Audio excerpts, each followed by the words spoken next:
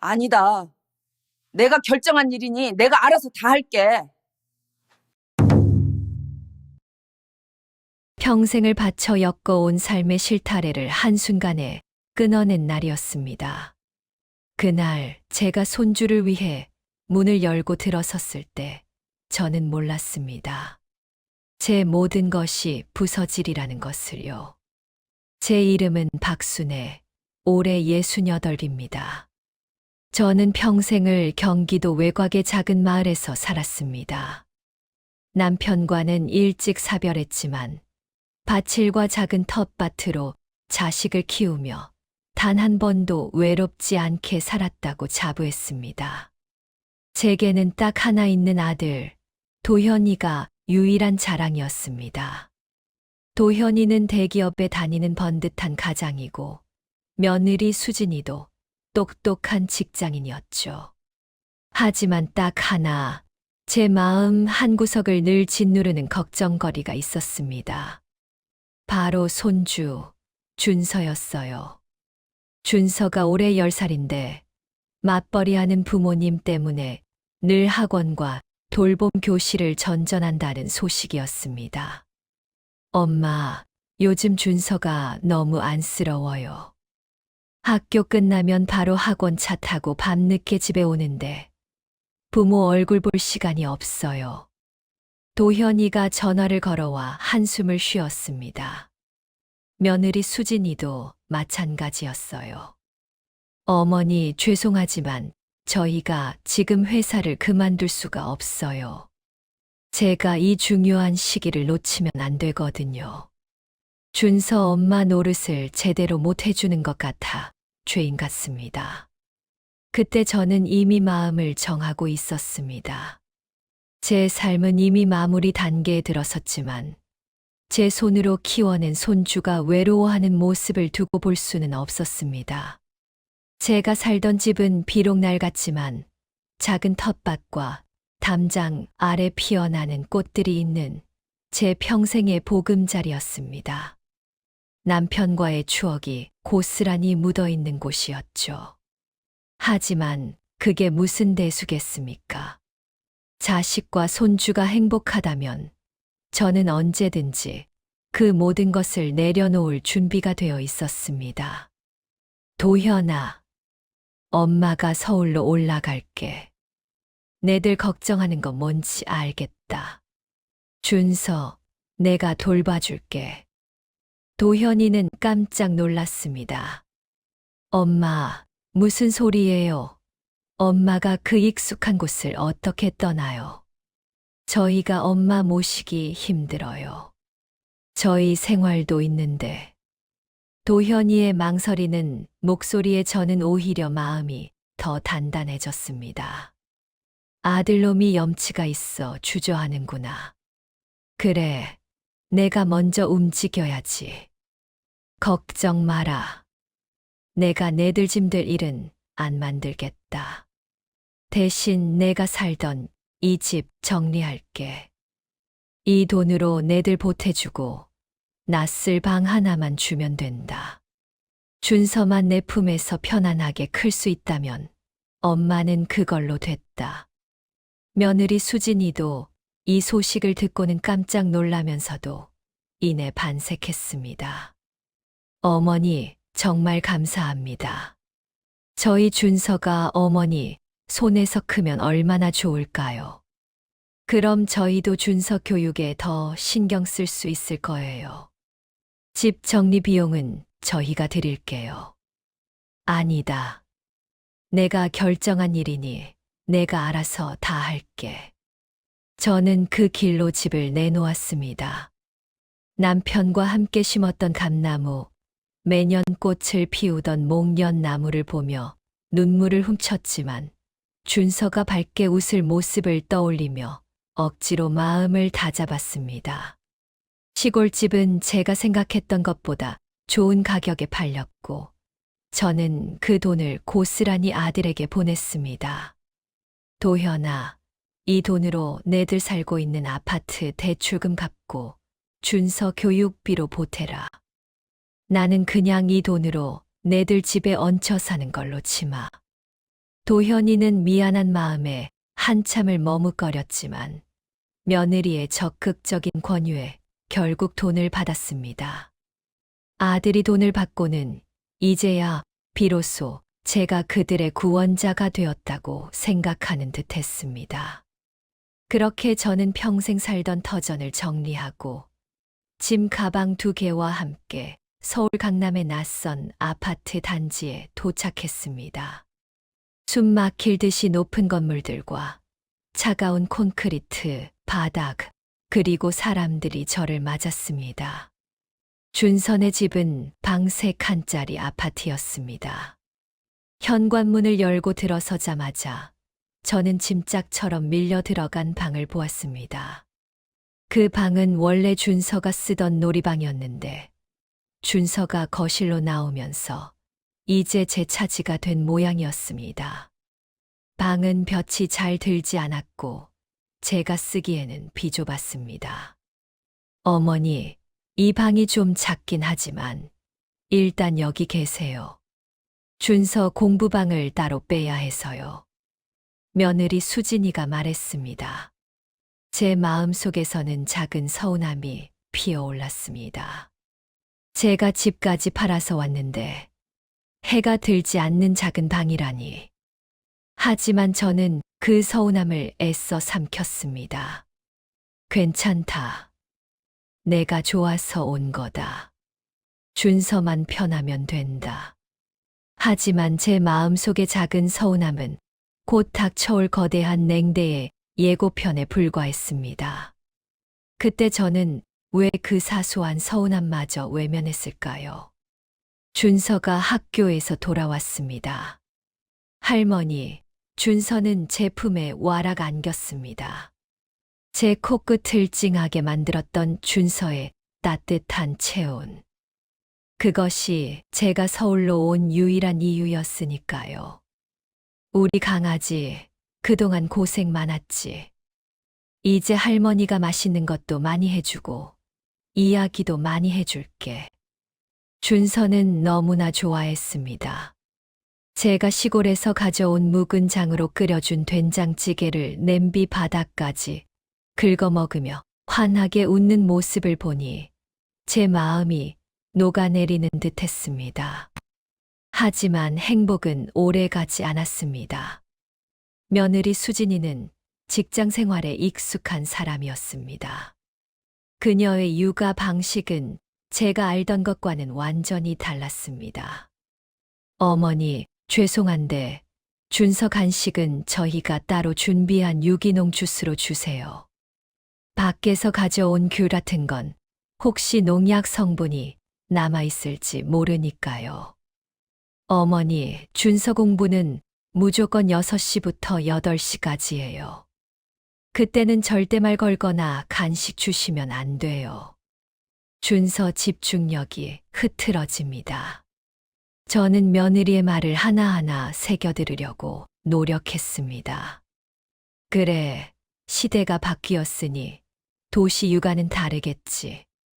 하지만 매번 지시받는 느낌이 들었습니다. 제가 평생 해온 방식, 제 아들을 키워낸 방식이 모두 틀렸다고 지적받는 기분이었습니다.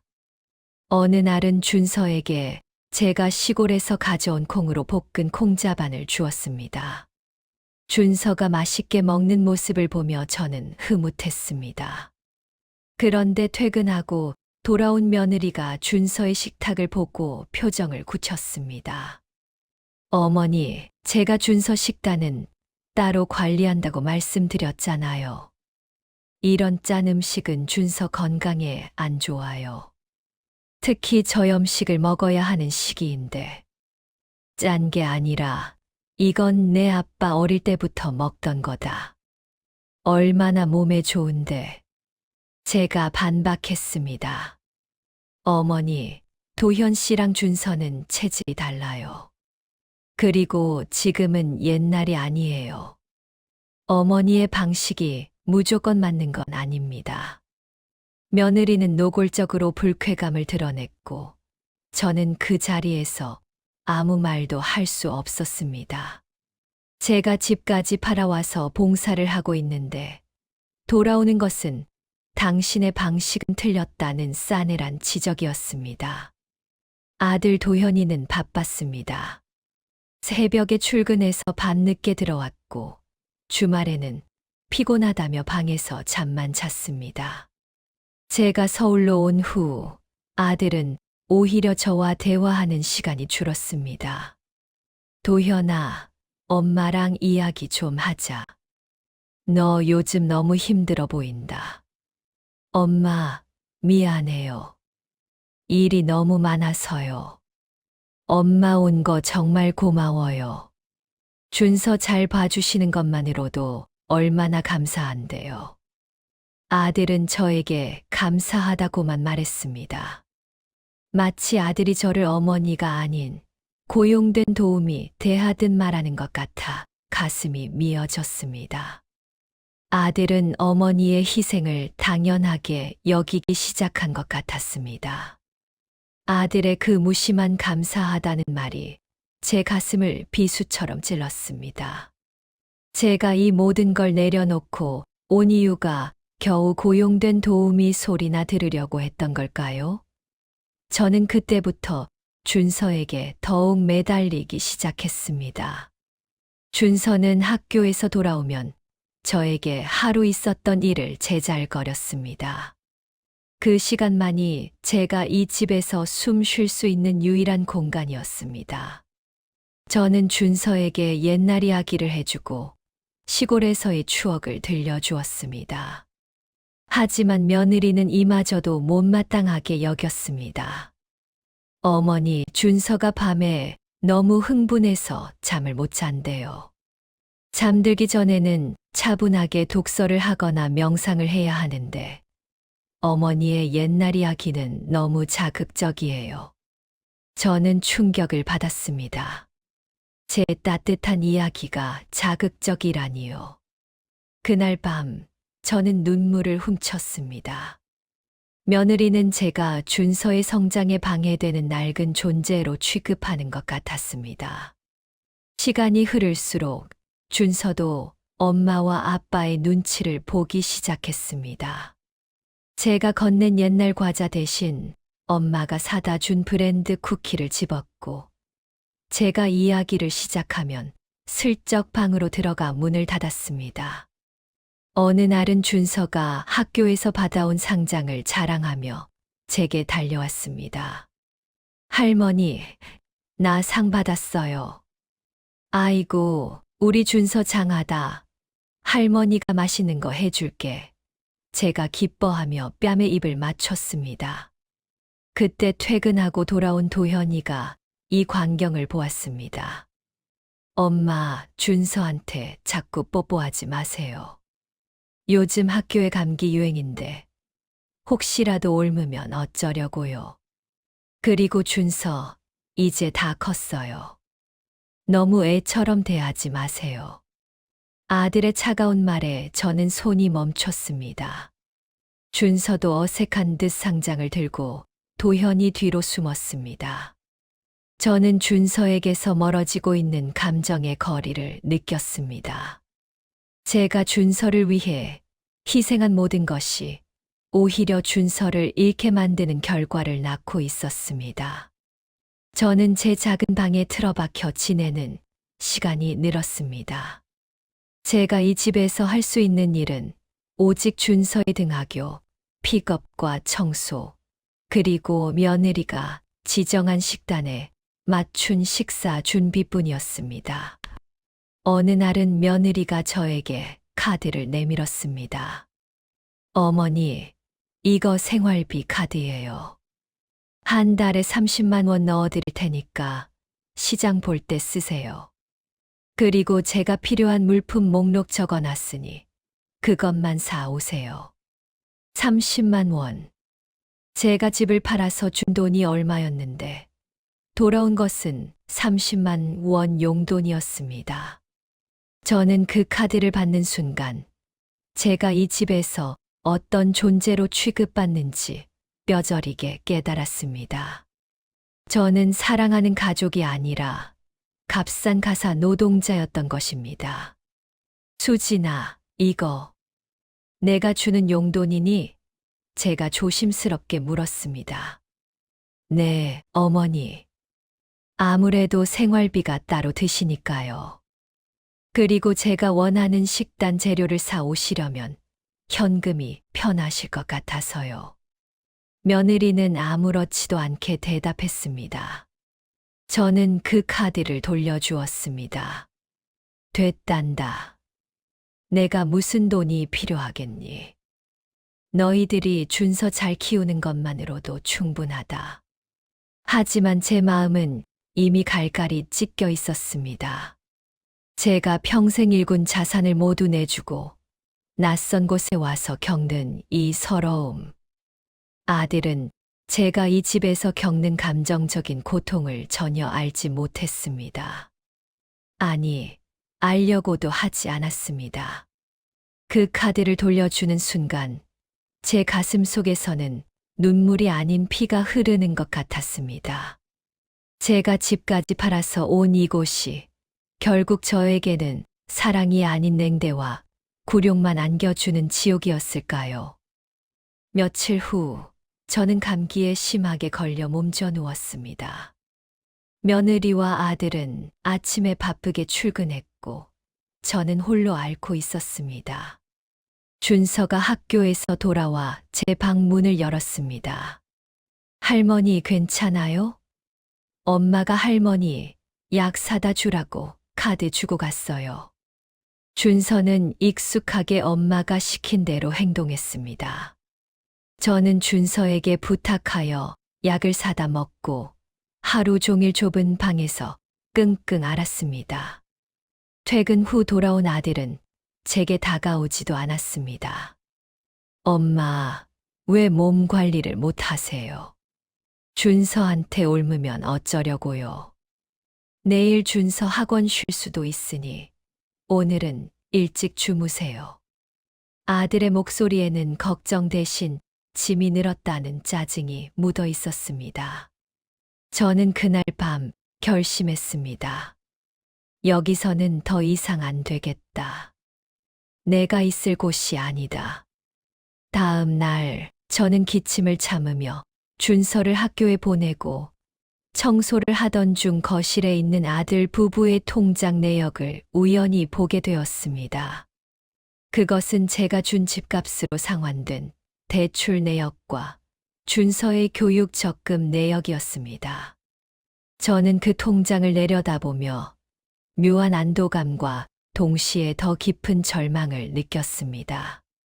그래도 내 돈이 헛되이 쓰이지 않았구나. 준서에게 갔구나.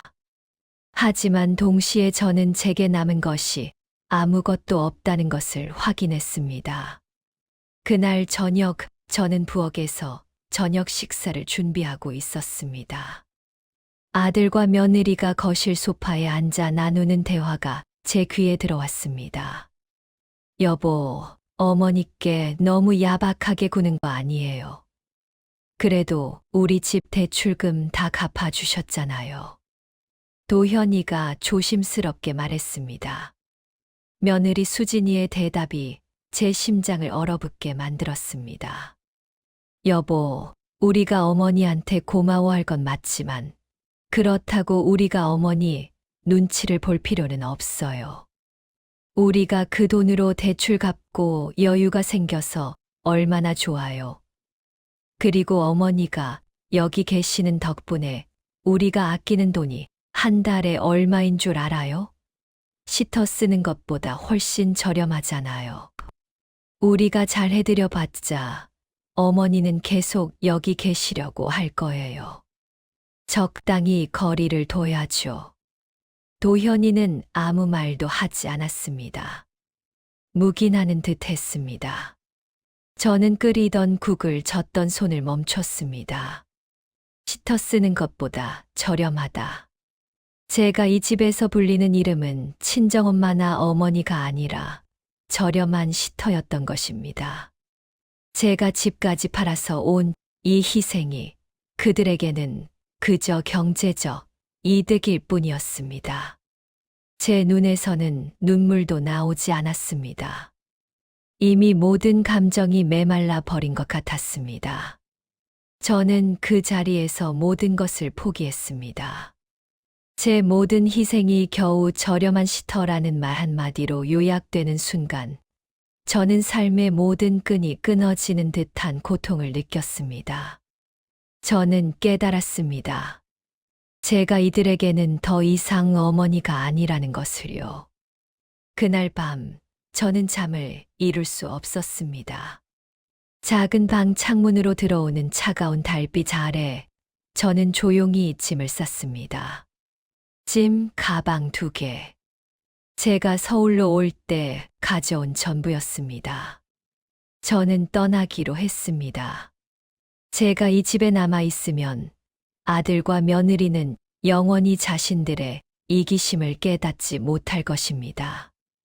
그리고 저는 계속해서 존재감 없는 시터로 취급받을 것입니다. 가장 어려운 일은 준서에게 작별 인사를 하는 것이었습니다. 새벽 5시. 저는 잠든 준서의 방에 조용히 들어갔습니다. 준서는 곤히 잠들어 있었습니다. 저는 준서의 작은 손을 잡고 조용히 눈물을 흘렸습니다. 우리 준서, 할머니가 너무 미안하다.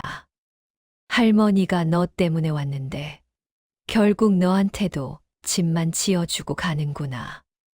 할머니가 없어도 밥 잘 먹고 엄마 아빠 말 잘 듣고 건강하게 커야 한다. 그리고 잊지 마라. 할머니는 언제나 내 편이었다는 것을. 저는 준서의 이마에 마지막 입맞춤을 하고 방을 나왔습니다. 현관문을 나서려는데 거실 탁자 위에 놓인 작은 종이 한 장이 보였습니다. 준서가 삐뚤빼뚤한 글씨로 쓴 편지였습니다. 할머니에게. 할머니, 나 할머니 된장찌개가 제일 맛있어요. 엄마는 이상한 샐러드만 주는데. 그리고 할머니 이야기가 세상에서 제일 재미있어요. 우리 할머니, 나랑 오래오래 같이 살아요. 사랑해요. 저는 그 편지를 들고 한참을 울었습니다. 저를 진심으로 사랑하는 사람은 오직 이 작은 손주뿐이었습니다. 하지만 저는 이제 그 아이를 떠나야 했습니다. 이 아이가 커서 저를 냉대하는 부모와 같은 사람이 되지 않기를 바라면서요. 저는 준서의 편지를 고이 접어 품속에 넣었습니다. 새벽 6시 30분. 아들과 며느리가 출근 준비로 분주할 시간이었습니다. 저는 현관문을 조용히 열고 밖으로 나섰습니다. 낯선 서울의 새벽 공기는 차가웠습니다. 저는 짐 가방을 끌고 아파트 단지를 걸어 내려갔습니다. 뒤돌아보지 않으려고 애썼습니다. 제가 뒤돌아보는 순간 다시 돌아갈지도 모른다는 두려움 때문이었습니다. 아파트 경비실 앞을 지날 때 낯선 시골 할머니를 본 경비원이 저를 이상한 눈으로 쳐다보았습니다. 저는 애써 미소를 지었습니다. 이제 나는 아무것도 가진 것이 없는 사람이 되었습니다. 하지만 적어도 저들에게 저렴한 시터로 불리는 굴욕은 피했습니다. 저는 작은 여행 가방 2개와 준서의 편지, 그리고 텅 빈 마음을 안고 어디로 가야 할지 모르는 채 버스 정류장으로 향했습니다. 제가 살던 시골 마을로 돌아갈 돈도 다시 살 집도 없었습니다. 하지만 마음은 이상하게도 가벼웠습니다. 모든 것을 포기했기에 더 이상 잃을 것이 없었으니까요. 이제 저는 어디로 가야 할까요? 제 평생을 바친 아들이 사는 집을 떠나 텅 빈 주머니를 털고 낯선 서울 거리를 헤매는 이 여정의 끝에는 과연 저를 따뜻하게 안아줄 누군가가 기다리고 있을까요? 준선의 집에서 난리가 난 것은 제가 떠나고 1시간쯤 지나서였습니다. 도현이가 준서를 깨우러 갔다가 준서의 방 침대 위에 놓인 짧은 쪽지를 발견했습니다. 도현아, 나 간다. 준서 잘 부탁한다. 엄마는 이제 너희들 짐이 되고 싶지 않다. 그리고 내가 엄마에게 해준 모든 일에 감사하다. 엄마는 내 집값 갚아준 것만으로도 만족한다. 건강하게 잘 살아라. 도현이는 충격을 받았습니다. 어머니가 집까지 팔아서 자신들에게 왔는데 고작 몇 달 만에 이렇게 쪽지 한 장만 남기고 떠나시다니요. 며느리 수진이는 처음에는 오히려 화를 냈습니다. 어머니도 참 우리가 시터보다 얼마나 편하고 좋았어요? 왜 갑자기 이러세요? 저희 오늘 중요한 미팅 있는데 준서는 어떡해요? 하지만 도현이는 며느리의 말을 끊었습니다. 여보, 엄마가 짐이 되고 싶지 않다고 했잖아. 그리고 내가 어제 엄마한테 짐이 늘었다는 식으로 말했어. 우리가 엄마에게 너무 심했던 것 같아. 도현이는 그제야 어머니가 겪었을 감정적인 고립을 깨달았습니다.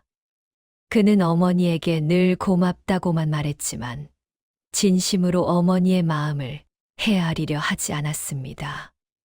그는 어머니를 필요한 존재로만 여겼던 것입니다.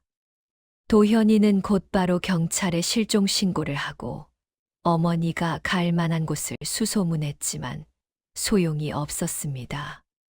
시골집은 이미 팔렸고 어머니에게는 지인도 없었습니다. 어머니는 흔적도 없이 사라져 버렸습니다. 여보, 어머니가 어디로 가셨을까요?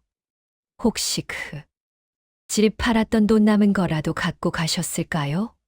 수진이가 걱정스럽게 물었습니다.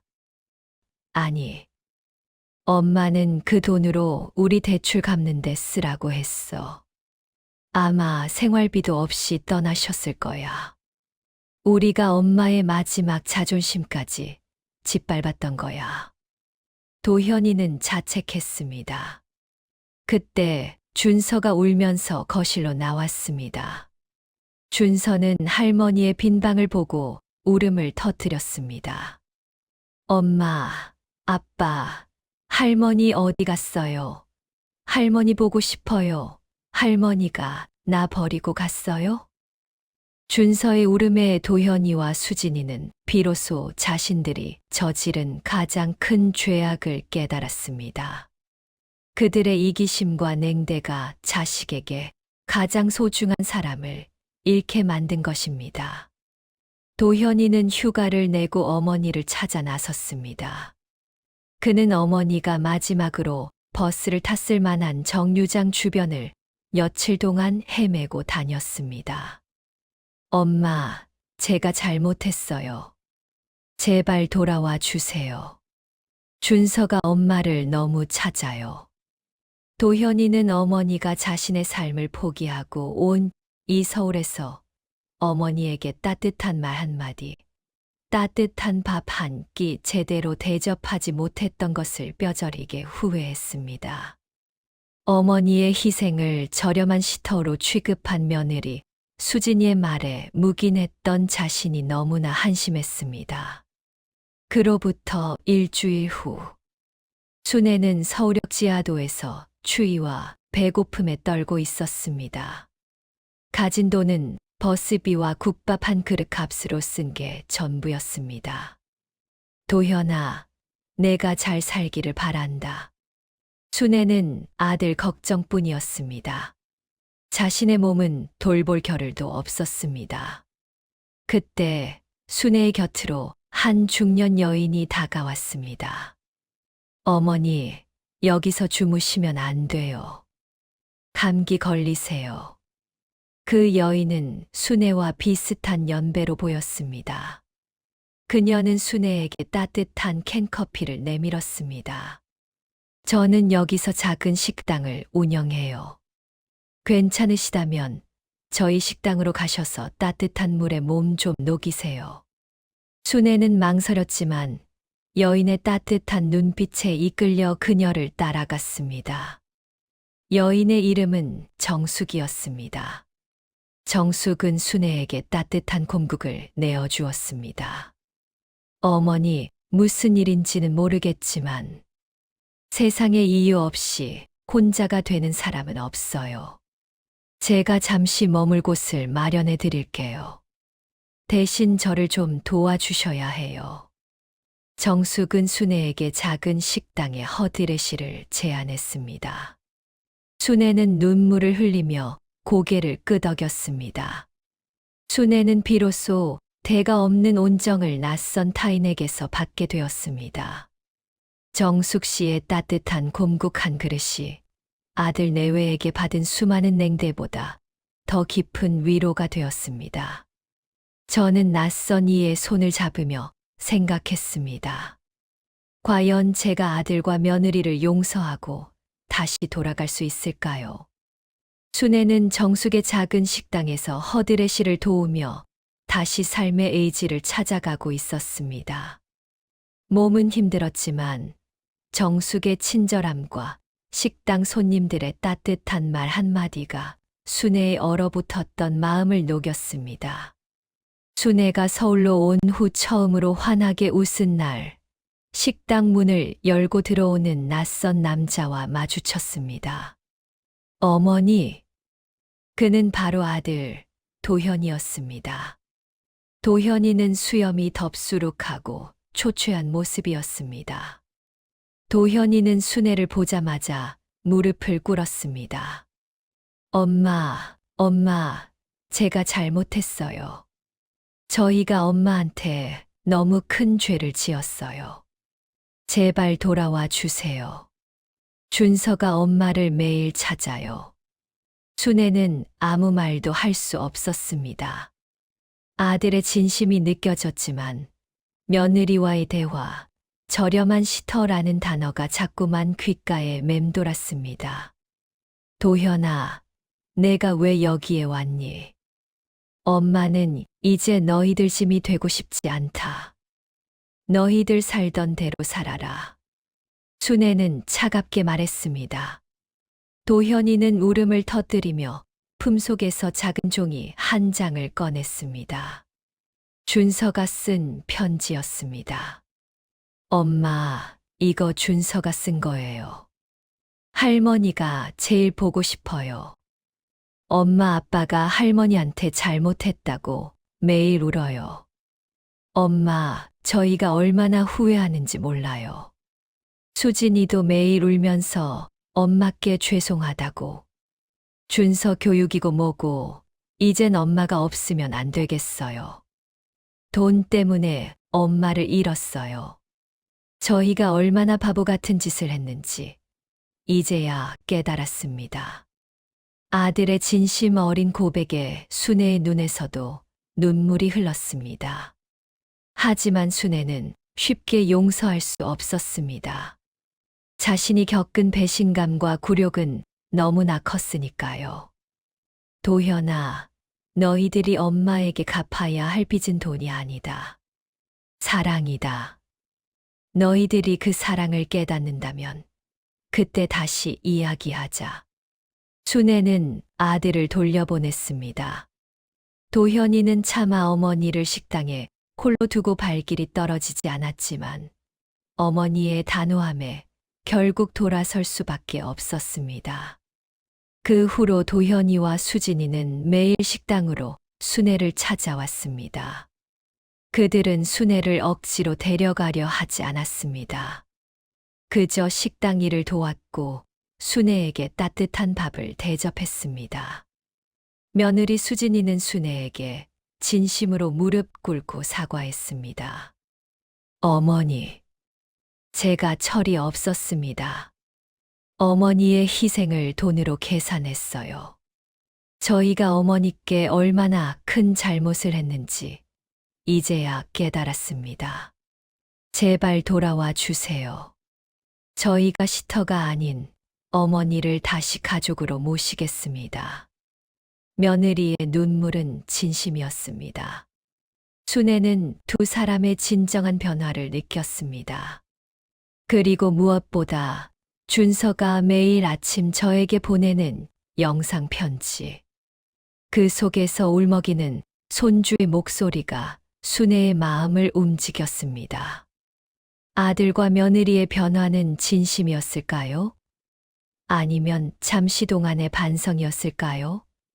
저는 이들이 다시 예전의 냉대로 돌아갈까봐 두려웠습니다. 하지만 그때 며느리가 제게 건넨 한마디가 제 마음을 완전히 녹였습니다. 어머니, 저희 집에 돌아오지 않으셔도 괜찮습니다. 하지만 저희가 어머니께 집을 다시 구해드릴게요. 어머니가 원하시는 시골집과 똑같은 텃밭 있는 집을요. 그리고 저희는 주말마다 어머니를 찾아뵙고 다시는 어머니를 외롭게 하지 않겠습니다. 어머니가 행복한 곳에 계시는 것이 저희가 속죄하는 길입니다. 며느리의 말에 순애는 감동했습니다. 그들은 이제 순애에게 대가를 바라지 않고 순애의 행복을 최우선으로 생각하고 있었습니다. 순애는 결국 아들 내외와 함께 살던 집으로 돌아가는 대신 정수기의 식당 근처에 작은 오피스텔을 얻었습니다. 아들 내외가 구해준 집이었습니다. 순애는 그 집에서 정숙과 함께 새로운 삶을 시작했습니다. 낮에는 정숙의 식당 일을 돕고 저녁에는 자신만의 시간을 가졌습니다. 준선의 가족은 매주 주말 순애의 오피스텔을 찾아왔습니다. 아들은 더 이상 바쁘다는 핑계를 대지 않았고 며느리는 순애의 식단을 챙기며 순애의 방에서 함께 이야기를 나누었습니다. 그리고 가장 중요한 변화는 준서에게서 일어났습니다. 할머니, 이제 나랑 같이 살지 않아도 괜찮아요. 엄마랑 아빠가 이제 나한테 잘해줘요. 그리고 할머니가 저랑 같이 살지 않아도 할머니는 우리 가족인 거 아니까요. 준서의 밝은 웃음이 순애의 모든 상처를 치유해 주었습니다. 순애는 깨달았습니다. 자신이 준서를 위해 집을 팔고 떠나온 그 모든 희생이 결국 아들 내외의 이기심을 깨닫게 하고 가족의 진정한 의미를 되찾게 하는 값진 수업이 되었다는 것을요. 어느덧 1년이 흘렀습니다. 순애는 정숙의 식당을 떠나 아들 내외가 마련해 준 작은 텃밭이 있는 집으로 이사했습니다. 그곳은 순애가 이전에 살던 시골집과 비슷한 분위기였습니다. 순애는 다시 꽃을 심고 텃밭에 된장 재료를 심으며 평화로운 일상을 되찾았습니다. 주말이 되면 도현이네 세 가족이 순애의 집을 찾아왔습니다. 아들은 이제 어머니에게 시터를 부탁하는 것이 아니라 어머니의 지혜를 구했습니다. 며느리는 순애에게 가장 편안한 딸이 되어 주었습니다. 엄마, 다음 주말에는 우리 다 같이 여행 가요. 엄마가 가장 가고 싶었던 바닷가로요. 도현이가 순애의 손을 잡고 말했습니다. 순애는 환하게 웃었습니다. 그 웃음은 1년 전 서울 아파트에서 짓던 억지 웃음이 아닌 진정한 행복에서 우러나온 웃음이었습니다. 제가 모든 것을 내려놓고 떠나왔던 그 가을날의 결단이 이렇게 다시 저에게 가족이라는 이름의 가장 따뜻한 보금자리를 돌려줄 줄은 꿈에도 몰랐습니다. 세월은 참으로 빠릅니다. 그 후 몇 년이 더 흘렀고 준서는 어느덧 훌쩍 자라 대학생이 되었습니다. 준서는 방학 때마다 할머니의 집으로 내려와 텃밭을 일구고 할머니가 들려주는 옛날 이야기를 들었습니다. 할머니, 그때 저한테 편지 써준 거 기억나요? 제가 얼마나 힘이 됐는지 몰라요. 그때 할머니가 떠나신 이유, 이제는 알아요. 엄마 아빠가 얼마나 바보 같았는지도요. 준서는 이제 성인이 되어 할머니의 희생과 고통을 이해했습니다. 순애는 준서에게서 냉대를 주던 부모가 아닌 따뜻한 손주의 모습만을 보았습니다. 순애는 아들 도현이에게 말했습니다. 도현아, 이제 엄마는 너희들에게 아무것도 바라지 않는다. 그저 너희들이 서로 아끼고 준서에게 좋은 본보기가 되는 것만으로 충분하다. 너희들이 엄마를 시터로 여겼던 그 시절이 너희들에게는 가장 값진 인생 수업이 되었을 것이다. 도현이는 어머니의 품에 안겨 눈물을 흘렸습니다. 엄마, 죄송합니다. 그리고 감사합니다. 엄마 덕분에 저희가 비로소 가족이 되었습니다. 순애의 희생은 결국 버려지지 않았습니다.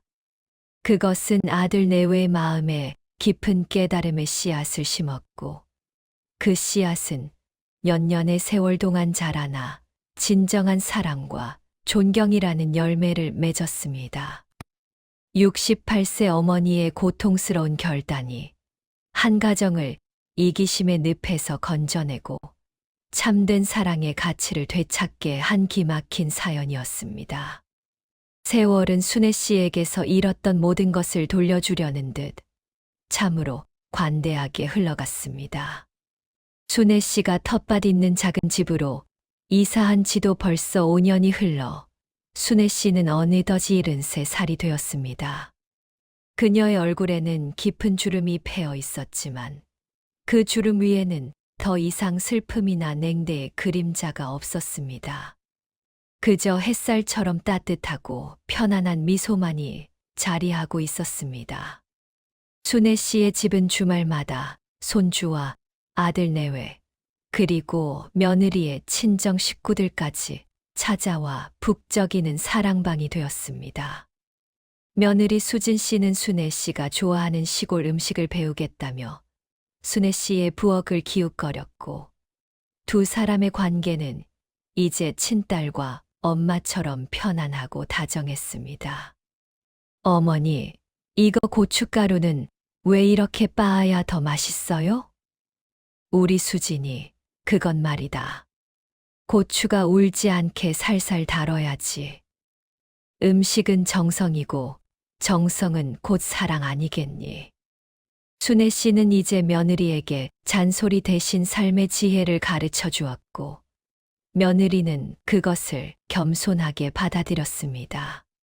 두 사람은 한때 시터와 고용주라는 차가운 관계에 놓였었지만, 이제는 서로에게 없어서는 안 될 인생의 동반자가 되었습니다.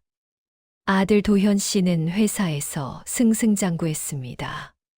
하지만 그는 이제 일이 전부가 아니었습니다. 어머니와 가족의 소중함을 깨달은 후, 그는 정시 퇴근을 철칙으로 삼았고, 주말에는 반드시 어머니의 집으로 향했습니다. 그는 어머니에게 잃었던 시간을 갚으려는 듯 늘 어머니의 곁을 지켰습니다. 순애 씨는 그들이 보여주는 진정한 사랑과 헌신 앞에서 비로소 깨달았습니다. 제가 모든 것을 내려놓고 떠났던 그 결정이 그들에게도 저에게도 가족의 재탄생이라는 기적을 선물해 주었으므요. 어느 날 순애 씨는 자신이 예전에 일했던 정숙 씨의 식당을 다시 찾아갔습니다. 정숙 씨는 순애 씨를 보자마자 반갑게 맞이했습니다. 어머니, 이게 얼마만이에요? 얼굴이 환해지셨어요. 아드님 가족분들과 잘 지내시는 것 같아 제가 다 기쁩니다. 순애 씨는 정숙 씨에게 고마움을 전했습니다. 정숙 씨, 그때 나에게 손 내밀어 줘서 얼마나 고마웠는지 모른다. 내가 그때 아니었으면 아마 살지 못했을 거야.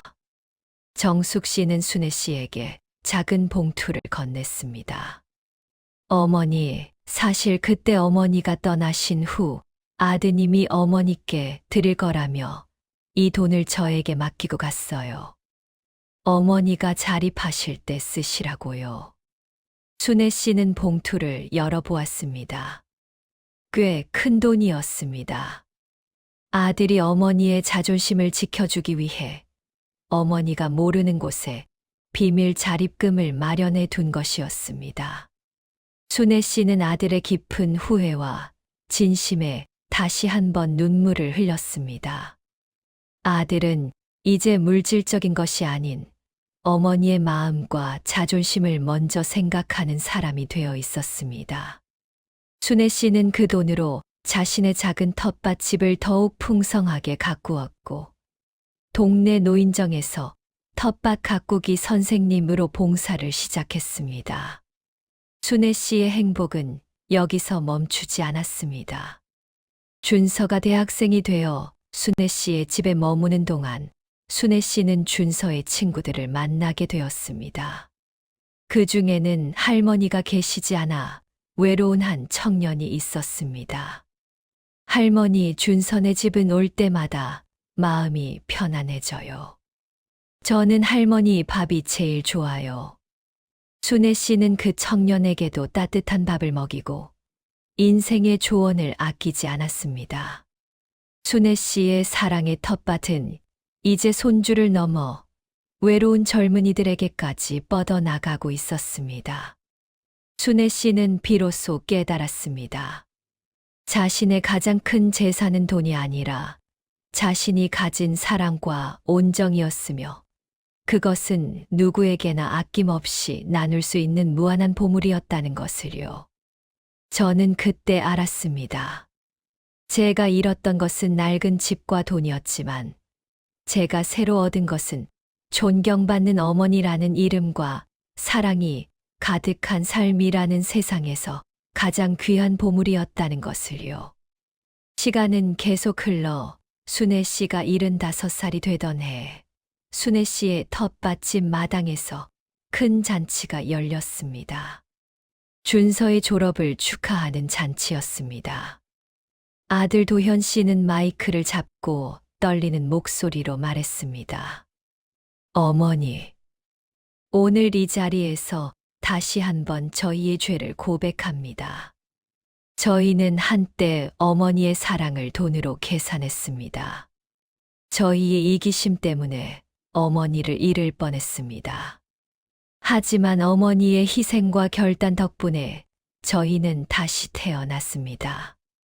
저희에게는 성공이나 돈보다 어머니의 웃음이 가장 큰 축복이자 재산입니다. 감사합니다. 며느리 수진 씨는 순애 씨에게 손수 만든 목도리를 걸어주며 눈물을 흘렸습니다. 어머니, 이 목도리처럼 저희가 어머니의 남은 삶을 따뜻하게 감싸드릴게요. 저희 어머니가 되어주셔서 감사합니다. 순애 씨는 아들과 며느리를 안았습니다. 그 포옹 속에는 과거의 모든 오해와 상처가 눈 녹듯 사라지고 오직 용서와 사랑만이 남아 있었습니다. 순애 씨는 그때 마당 한쪽에 놓인 남편의 낡은 사진을 보며 혼잣말했습니다. 여보, 나 잘했지. 우리가 이뤄낸 이 가족, 내가 끝까지 잘 지켜냈어. 이제 나는 행복해. 마지막까지 남편에게 보란 듯이 이뤄내고 싶었던 꿈. 그것은 바로 돈이 아닌 사랑으로 완성된 가족을 지켜내는 것이었습니다. 저는 그 꿈을 이뤘습니다. 순애 씨의 삶은 그 후로도 오랫동안 주변 사람들에게 희생이 가져온 기적으로 회자되었습니다. 그녀는 68세에 모든 것을 내려놓았지만 그 결단은 그녀에게 물질적 풍요보다 훨씬 가치 있는 정신적 풍요와 깊은 존경을 안겨주었습니다. 순애 씨는 매년 봄 자신의 텃밭에서 갓 캔 쑥으로 만든 된장찌개를 끓여 온 가족과 함께 나누었습니다. 그 된장찌개는 이제 단순히 음식이 아니라 가족의 화해와 사랑을 상징하는 따뜻한 매개체가 되었습니다. 준서는 사회에 진출하여 바쁜 삶을 살면서도 일주일에 한 번씩은 반드시 할머니에게 전화를 걸어 안부를 물었고, 순애 씨가 가꾸는 텃밭에서 필요한 것이 없는지 꼼꼼히 챙겼습니다. 그는 할머니의 희생을 잊지 않는 따뜻하고 인간적인 청년으로 성장했습니다. 순애 씨는 이제 주변 사람들에게 인생의 현자로 불렸습니다. 그녀의 이야기는 노년의 삶은 자식에게 짐이 되는 것이 아니라 스스로의 가치를 찾아 독립적인 삶을 사는 것이 가장 아름답다는 교훈을 전했습니다. 어느 늦가을 오후 순애 씨는 텃밭에 의자에 앉아 따뜻한 햇살을 맞고 있었습니다. 붉게 물든 감나무 잎이 바람에 흩날리고 그 모습이 마치 그녀의 파란만장했던 인생을 축복하는 듯했습니다. 엄마, 도현이가 순애 씨의 곁에 앉았습니다. 응, 도현아. 바쁜데 여긴 웬일이니? 엄마 보러 왔죠. 요즘 제가 회사에서 좀 힘들어요. 예전처럼 욕심을 부리지 않으려고 해도 자꾸만 마음이 조급해져요. 순애 씨는 아들의 손을 잡았습니다. 그 손은 이제 더 이상 차갑거나 무심하지 않았습니다. 따뜻하고 진솔했습니다. 도현아, 욕심은 버려도 된다. 하지만 사람에 대한 따뜻함은 버려서는 안 된다. 엄마가 너희들 곁을 떠나서 깨달은 게 뭔 줄 아니? 결국 사람은 돈이나 성공이 아니라 곁에 있는 사람과의 관계로 행복을 엮어 나간다는 것이다. 네, 엄마. 이제 알아요. 엄마 말씀 명심할게요. 아들은 어머니의 지혜 앞에서 다시 한번 겸손해졌습니다. 순애 씨는 아들을 바라보며 미소 지었습니다. 자신이 이 세상에 남긴 가장 값진 유산은 돈이 아니었습니다. 그것은 바로 인생의 진정한 가치를 깨닫고 변화한 아들의 마음이었습니다. 순애 씨는 저녁 식사 준비를 위해 텃밭에서 갓 딴 상추를 들고 부엌으로 들어갔습니다. 그때 거실에 전화벨이 울렸습니다. 며느리 수진 씨의 목소리였습니다. 어머니, 지금 바로 병원으로 와주세요. 제가 갑자기 하혈을 해서요. 급하게 병원에 입원했어요. 순애 씨는 놀란 가슴을 쓸어내리며 물었습니다. 수진아, 무슨 일이야? 괜찮니? 어머니, 저희에게 둘째가 생겼어요. 순애 씨는 눈이 휘둥그레졌습니다. 늦은 나이에 생긴 손주라니. 도현이와 수진 씨는 준서가 대학생이 된 후 조용히 둘째를 계획하고 있었던 것입니다. 순애 씨는 모든 것을 제쳐두고 병원으로 달려갔습니다. 병실에는 도현이가 창백한 얼굴로 수진 씨의 손을 잡고 있었습니다.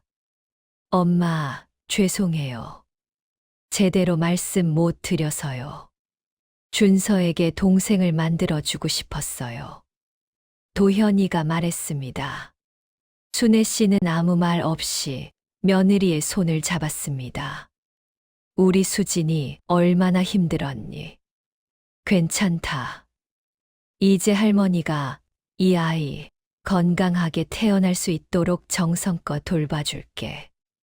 순애 씨는 다시 한번 어머니로서의 새로운 역할을 부여받았습니다. 하지만 이번에는 저렴한 시터가 아니었습니다. 존경과 사랑 속에서 기꺼이 수행하는 축복받은 할머니의 역할이었습니다. 순애 씨는 둘째 손주가 태어날 때까지 며느리의 곁을 지켰습니다. 건강하게 태어난 둘째 손주는 순애 씨의 눈물과 사랑 속에서 자라났습니다. 순애 씨의 78번째 생일. 온 가족이 순애 씨의 텃밭집에 모였습니다. 준서는 갓 태어난 동생을 안고 순애 씨에게 말했습니다. 할머니 고맙습니다. 우리 동생도 할머니처럼 사랑을 아는 사람으로 키울게요. 순애 씨는 눈을 감고 미소 지었습니다. 그녀는 이제 더 이상 외롭지 않았습니다. 그녀의 삶은 사랑과 희생, 그리고 용서로 가득 찬 가장 아름다운 결실을 맺었습니다. 순애 씨는 눈을 감았습니다. 그녀의 가슴은 감사와 행복으로 가득 찼습니다. 그녀의 삶은 결국 가장 큰 것을 얻기 위해 모든 것을 내려놓았던 이야기로 영원히 기억될 것입니다. 순애 씨가 68세의 모든 것을 내려놓고 얻은 것은 잃었던 자기 자신과 진정한 가족이었습니다. 그녀의 이야기는 우리 모두에게 묻습니다. 당신의 가장 소중한 재산은 무엇입니까? 돈과 명예입니까? 아니면 곁에 있는 사랑하는 사람들의 따뜻한 마음입니까? 순애 씨의 삶은 사랑을 선택하는 용기가 있다면 인생의 어떤 순간에도 기적을 만들 수 있다는 것을 보여주는 감동적인 증거였습니다. 순애 씨의 삶은 그렇게 평화롭게 흘러갔습니다. 하지만 그녀의 텃밭 아래에는 여전히 그녀의 가장 강력했던 결단의 씨앗이 숨겨져 있을 것입니다. 세월은 계속 흘러 순애 씨는 80을 넘겼습니다. 그녀는 여전히 텃밭을 가꾸고 자식들과 손주들에게 따뜻한 지혜를 나누어 주는 가정의 기둥이었습니다. 그녀의 텃밭에는 매년 봄, 그녀가 가장 좋아했던 노란 민들레가 가득 피어났습니다. 순애 씨의 삶은 우리에게 깊은 울림을 줍니다. 한때 아들과 며느리에게 저렴한 시터로 취급받던 그녀가 이제는 가장 존경받는 어머니로 우뚝 서서 자신의 손으로 일궈낸 사랑의 텃밭에서 영원한 안식을 누리고 있다는 것을요. 그녀의 이야기는 여기서 마무리됩니다. 그녀의 희생과 사랑의 결실이 독자님의 마음에도 오래도록 따뜻한 울림으로 남기를 바랍니다. 순애 씨의 텃밭집에는 작은 도서관이 생겼습니다. 둘째 손주가 태어난 후 준서와 둘째 손주가 할머니의 옛날 이야기를 계속 듣고 싶다고 졸랐기 때문입니다. 아들 내외는 순애 씨의 방을 개조하여 작은 할머니 도서관을 만들어 주었습니다. 순애 씨는 그곳에서 손주들에게 자신이 겪었던 이야기를 동화처럼 들려주었습니다. 물론 저렴한 시터 같은 단어는 빼고 사랑을 찾는 여정이라는 주제로 각색해서 말입니다. 얘들아, 할머니가 옛날에 살던 집을 팔고 아주 먼 곳으로 여행을 갔단다. 그 여행은 할머니가 가족이라는 보물을 찾는 모험이었지. 준서와 둘째 손주는 할머니의 이야기에 푹 빠져들었습니다. 순애 씨는 이야기의 끝에 항상 이 말을 덧붙였습니다. 보물은 멀리 있지 않단다. 내 마음 속에, 그리고 내 옆에 있는 가족의 마음 속에 숨겨져 있지. 그 보물을 찾으려면 용기와 사랑이 필요하단다. 순애 씨의 이야기는 이제 가족 내의 전설이 되었습니다. 아들 도현 씨와 며느리 수진 씨는 어머니가 손주들에게 이야기를 들려주는 모습을 흐뭇하게 바라보았습니다. 그들은 어머니의 희생을 통해 가장 값진 유산을 물려받았음을 매일 감사했습니다. 순애 씨는 웃었습니다. 그녀의 삶은 이제 마지막 퍼즐 조각까지 완벽하게 맞춰진 사랑과 지혜로 가득 찬 아름다운 이야기가 되었습니다. 어느덧 순애 씨의 삶은 완벽한 종착역에 다다랐습니다. 그녀는 따뜻한 햇살 아래 온 가족이 둘러싼 침대에서 편안하게 눈을 감았습니다. 그녀의 얼굴에는 후회나 슬픔 대신 평화와 만족만이 가득했습니다. 순애 씨의 장례식 날, 아들 도현 씨는 아무리 울어도 눈물이 멈추지 않았습니다. 그는 어머니의 영정사진 앞에서 맹세했습니다. 엄마가 저희에게 가르쳐 주신 사랑과 헌신의 가치를 잊지 않겠습니다. 저희도 어머니처럼 따뜻하고 지혜로운 가족을 만들겠습니다. 순애 씨가 떠난 후에도 그녀의 텃밭집은 여전히 가족의 사랑방으로 남아 있었습니다. 텃밭에는 순애 씨가 심어놓은 노란 민들레가 해마다 피어났습니다. 민들레 꽃말처럼 행복은 언제나 그들의 곁에 머물렀습니다. 68세 어머니의 고통스러운 결단이 마침내 가져온 것은 두 세대의 화해와 영원히 지속될 사랑의 유산이었습니다. 순애 씨가 남긴 텃밭집은 그대로였습니다. 순애 씨가 떠난 후에도 그 집은 여전히 가족들의 영원한 고향으로 남아 있었어요. 마당에는 순애 씨가 정성 들여 가꿨던 노란 민들레가 해마다 봄이 되면 어김없이 피어났습니다. 사람들은 그 꽃을 볼 때마다 순애 씨의 따뜻한 미소를 떠올렸지요. 그로부터 몇 해가 더 흘렀습니다. 준서는 이미 어엿한 사회인이 되어 있었고, 둘째 손주 효은이도 이제 훌쩍 자라 순애 씨가 남긴 할머니 도서관을 가장 사랑하는 공간으로 여겼습니다. 어느 주말 오후 도현 씨와 수진 씨는 순애 씨의 집 마루에 앉아 따뜻한 차를 마시고 있었습니다. 텃밭에서는 준서와 효은이가 순애 씨가 가르쳐준 대로 감자 씨앗을 심고 있었지요.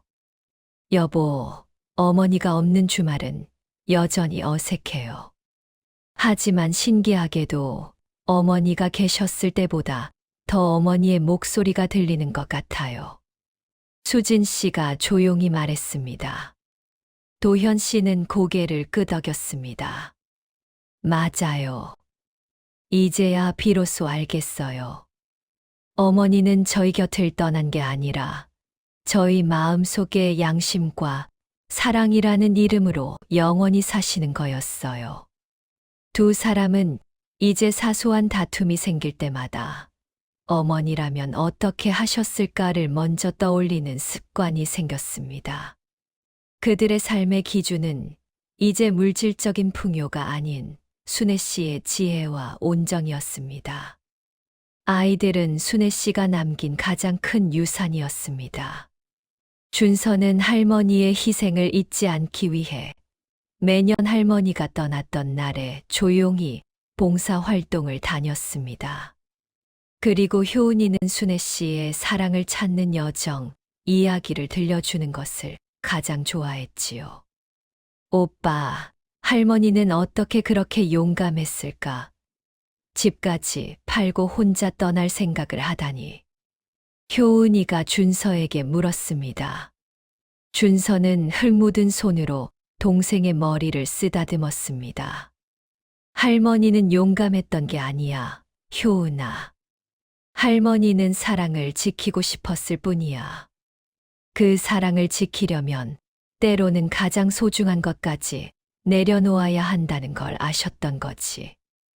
준서의 눈빛에는 순애 씨를 향한 깊은 존경과 애정이 담겨 있었습니다.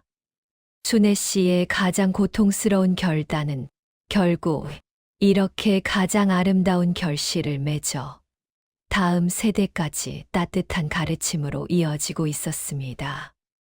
순애 씨가 심어놓은 민들레처럼 그 가족의 사랑은 끈질기고 강인했습니다. 그녀의 이야기는 끝났지만 그녀의 사랑은 영원히 이어질 것입니다.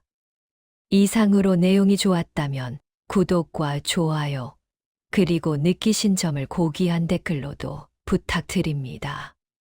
감사합니다.